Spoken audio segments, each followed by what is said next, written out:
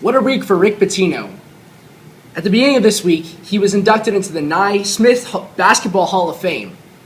Soon afterward, he got a call from his son telling him that he had a basketball coaching job that he had received from the University of Minnesota. The next day, his team, who he coaches, Louisville, won the national championship. The Masters are rolling in at Augusta National, and the projections are looking pretty good this year for a Tiger takedown. In local news, the CCHS varsity girls soccer team unfortunately fell to the Athens Academy Spartans yesterday evening in a soccer match. But the varsity boys from Clark Central did reign victorious, and two of our players scored hat tricks. I'm Sam Thompson with Odyssey Online.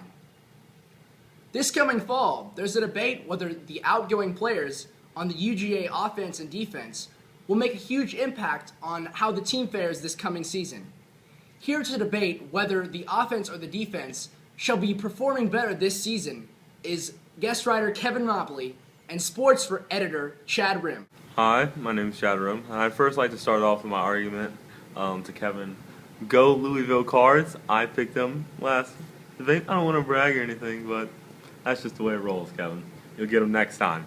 Anyway, I'd like to start off my argument saying that the UGA team, the UGA offense, one thing that separates them from the defense is just plain out experience. UGA is returning 10 starters, all conference performers with Murray, who's probably going to throw again 3,000 yards, Burnett, Marshall, and Gurley.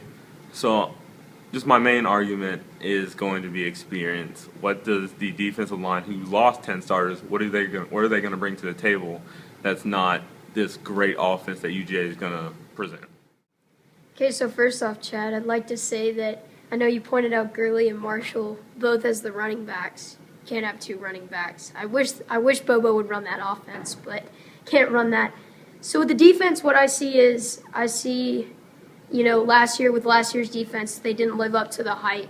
Got 10 eligible players for the NFL draft, 3 projected to be first rounders. But we didn't really see the defense evolve last year like they could have. And so what I see this year is I still see elite stars that are going to be some of the top in the SEC. And then I also see young guys stepping in that could make the name for themselves and have a breakout performance this season. So, Chad, speak a little bit why you feel the offense will fare better than the defense will this season, why they're looking better. Like I mentioned this is just one of the arguments I thought of. Mike Bobo, he just got a contract extension, and that shows that he's going to be very committed to this team. Grantham has been getting a lot of NFL offers. His mind's going to be all over the place. That will distract his defense players. Rumors, Chad. Huh? Those were rumors. I mean, I just read it on ESPN.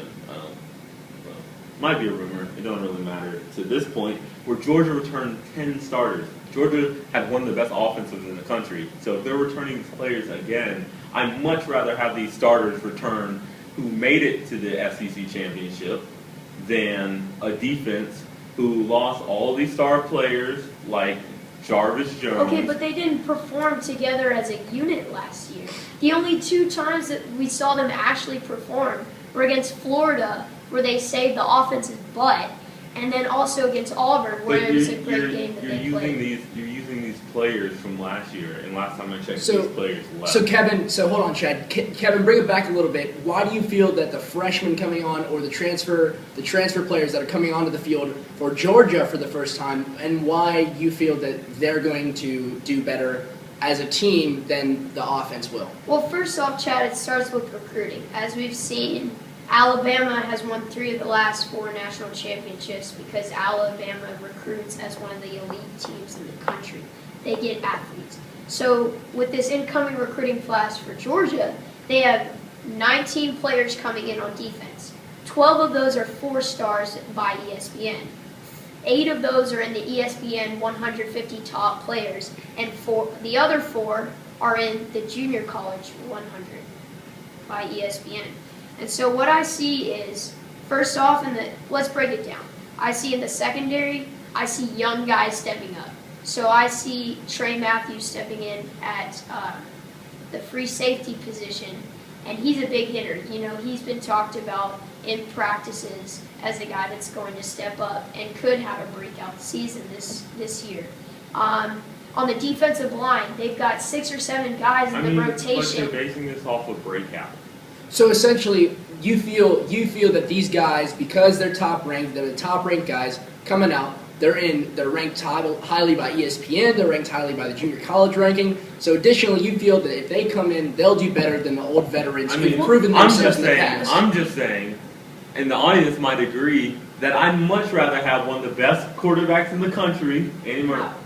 Not one of the best? He's elite. He's elite. I'd rather have an elite quarterback than these little high schoolers. He's still not the best in the SEC. He's one of the best. I'm going to give each of you 30 seconds with a closing statement to end out your arguments for the offense and for the defense success in the upcoming 2013 football season for Georgia.